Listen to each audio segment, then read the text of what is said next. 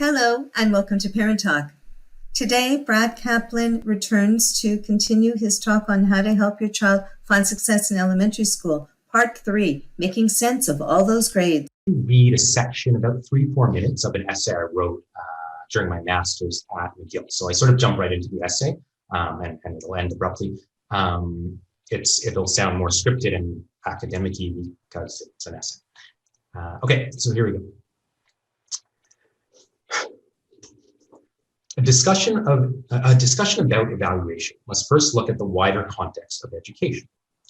Our current system originated from a sort of industrial approach, education for the masses at a reasonable economic cost. As such, the evaluation of students is set up to work in a similarly mechanized model. While a 7-year-old's ability to read or write or apply mathematical concepts is surely complex, in most cases, it must be reduced down to a percentage grade, a number out of 100 that facilitates comparison to other students of the same age. While written commentary and parent-teacher conferences occur to share more detailed information, it is the percentage mark determined by the teacher that is the criterion to be upheld and judged in various ways. For older students, it is these grades that a higher educational institution will use to consider admission or scholarships. By association, our society comes to value these percentage grades very highly, and for good reason. Lower grades can limit a student's opportunities, while higher grades can open many doors. Therefore, between the requirements for reporting, the manner in which educational institutions admit students, and the societal obsession with numerical grades, teachers are forced into working, namely evaluating, within this fairly rudimentary system. It seems like nonsense to reduce a student's writing ability to a percentage. There's just too much complexity to the discipline of writing, including spelling, grammar, sentence structure, fluidity, creativity, organization, and more. This context leads one to recognize that teachers must do the best they can to evaluate students fairly and come up with an accurate percentage mark, while simultaneously bearing in mind that the real objectives of teaching lie in the actual learning and development of each child. Okay, there's 2 phrases I'm going to read twice because they're the most important. The real objectives of teaching lie in the actual learning and development of each child. The question then becomes, how do we, that is teachers, administrators, students, parents, the entire school community, how do we navigate this system while maintaining focus on what is most crucial, learning? A relaxed mindset about grades and evaluation can go a long way in this regard. Okay, reading that one twice again. A relaxed mindset about grades and evaluation can go a long way in this regard. When thought of constructively, percentage grades can be used along with a variety of other formal and informal assessment methods, as well as direct teacher feedback to guide a student towards further learning. It comes back to how the student thinks about his or her education as a whole. The goal might be to write a great essay, not to receive a 90% in English. Or the goal could be to develop rigorous problem-solving skills that will help later in life, not to receive a 90% in math. The numbers, the 70s or 80s or 90s, are just one of many pieces of feedback and guidance a student or parent can receive to be taken in stride and not obsessed over.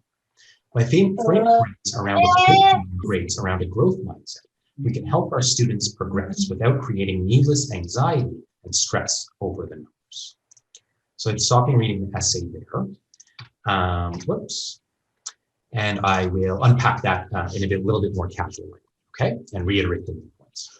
So percentage grades are a limited, rudimentary system, okay? They exist because of the system of education built and how admissions work and how reporting works and blah, blah, blah, right? It's not ideal. And we have to recognize that it's not ideal.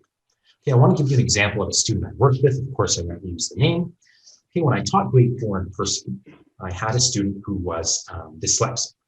In his writing, he had amazing, just incredible ideas. He would write these fantastic stories, great plot, clear introduction, development, conflict, well developed characters that have a lot of life. Just incredible writing for grade 4. Of course, he was dyslexic, and his spelling was, as you would expect for a dyslexic child, very poor, and his writing was. And the way the evaluation is set up in grade 4, the stuff teachers have to look for and the way I have to evaluate based on the rubrics he ended up falling in the 70s, and his ideas, his creativity, his organization, pushed him up, and his spelling and his mechanics pushed him, right? And so I'm sure you can imagine how this number, 73, let's say, it communicates close to nothing. I mean, in the parent-teacher conference, obviously I had to, put the number aside and explain to the parents, what he can do, what he I don't want to say can't do, but what is still developing, and where this student falls, in writing, and we just talked about growth mindset, and that very much connects to what I'm talking about evaluation. I would never say at grade 4 age that any child's, potential is limited. Any one of them could grow up to become an author. But for the sake of this discussion, if I had to pick one of my 25 students that year that, is going to grow up to become an author, okay, it is most likely to be that dyslexic child, because he's going to be able to use a spell check. He's going to, learn, even within his dyslexia, how to accommodate. He's going to be able to use a spell check. He's going to have an editor working with him. He has these incredible writing ideas, right? And an incredible potential to be a writer. But he's only got a 73. And there's kids with 90s who also could be writers, but if I had to guess, I would guess this guy, right? And so obviously it's an extreme situation, but it just is a clear demonstration of how, the numbers are not everything, right? Right. Now, I want to sort of catch a caveat with that. I'm not saying that the marks aren't important, right? Those two things can simultaneously be true. Marks have value because of the system and the opportunities and the limits they create. So don't forget about marks, okay? But marks are limited in terms of what they communicate about your child and in terms of what they represent. Okay, those two things can be true at the same time. Something I said later in the essay, but I didn't read it. Grades can also be very subjective. We all know harder marking teachers, easier teachers. We all can remember our own, maybe not elementary school, high school with, the harder and easier ones. Certain subjects like writing are very subjective. A subject like math is a little bit more black and white, but there's room for subjectivity in the difficulty of the test, in the part marks for problem solving and so on, okay? There are studies out there that take, a student paper and a rubric with it and give it to 200 teachers, and the mark and have them evaluated. And the marks that come back are all different, 70s, 80s, 90s, from the same paper, right? The teachers don't all come back with an 86, okay? And so this is just another sort of nail in the coffin of marks that demonstrates their lack of value, okay? So finally, what's the big conclusion here for you as a parent who, again, has no control over that system? Your child is by all, in all likely scenarios going to, go through their full schooling with grades, right? Maybe someday that won't be the case, but not anytime soon. Teachers and parents can try to frame grades around the growth mindset and ensure students are focused on learning and development. Okay, so this is why I spoke about growth mindset. First, it really comes into play here when we talk about evaluation of grades. Okay, and this is not an easy thing to do because there's so much hype and obsession around the grades. All the other kids in the class are asking, what did you get? What did you get? There's such a sense of grades are so important, and they are, that it's hard to redirect from the 90 to the essay and to the paragraph writing and to the math skill, right? But that's the best thing you can do. And to give you a concrete example of that, when you're seeing a test, an assignment, a report card, a project coming back, with strong grades, always lead the discussion back to what the child learned and how they grew. They come home with a 90% in grade 4 writing. It's not, I'm so proud of you. I'm so proud of you because you worked hard, obviously, but the next part of it isn't, and you got a 90. I'm so proud of you because you worked hard and now you're able to write in paragraphs, which you couldn't do 2 months ago. Mm-hmm. Okay? And now you're able to, write a poem that you couldn't do. Now you're able to understand a high-level text that you can do, make an inference, solve a big problem, whatever, right? Always bring it back to the learning. So little by little, the child is recognizing that what's important to you as a parent is not the 90 or the 80 or 85, whatever. What's important to you is what they are learning, the skills they're developing, the things they're now able to do that they couldn't do before. And that's the only thing you're in control of, right? You're not in control over the rest. I was very clear that he's an exceptional writer and that this mark is meaningless. With the child, throughout the year, I was very encouraging of him. And, when you get those low marks, I would definitely talk to him and make sure it was clear to him, hey, look at this part of the rubric, creativity, organization, ideas, fours, like, hey, 4, 4, 4, you're able to do all these things. So, definitely helped him internalize that, not to worry about those numbers. These are not everything. They don't capture even a fraction of your child's true ability and potential. Like I said, that kid with the 73s can grow up to be an author like any of the rest.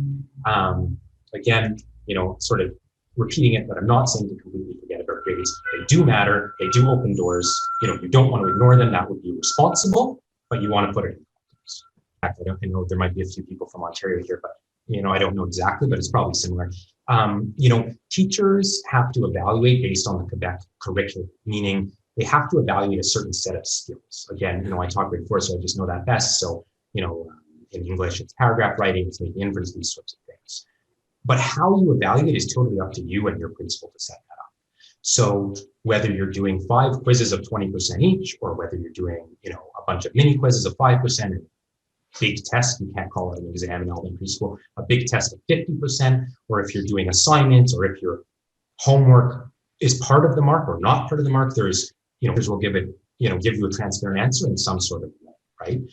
They do have to have something in place that they can show their principal, here's how I think put the mark. So they're not just pulling it out of the hat. There is a system in place, but again, this goes back to the homework discussion, how different teachers give more or less. The way kids are marked can be completely different, and the way things are weighted can be completely different, right? One teacher might weight ideas and creativity more strongly than mechanics and spelling. And so maybe, the dyslexic child that I spoke of, maybe they would have gotten an 85. Maybe another teacher, it's the opposite, would have gotten a 55. Goes back to my original point of how limited the system is. Let me help you take your parenting from ordinary to extraordinary. Contact me today and let's talk.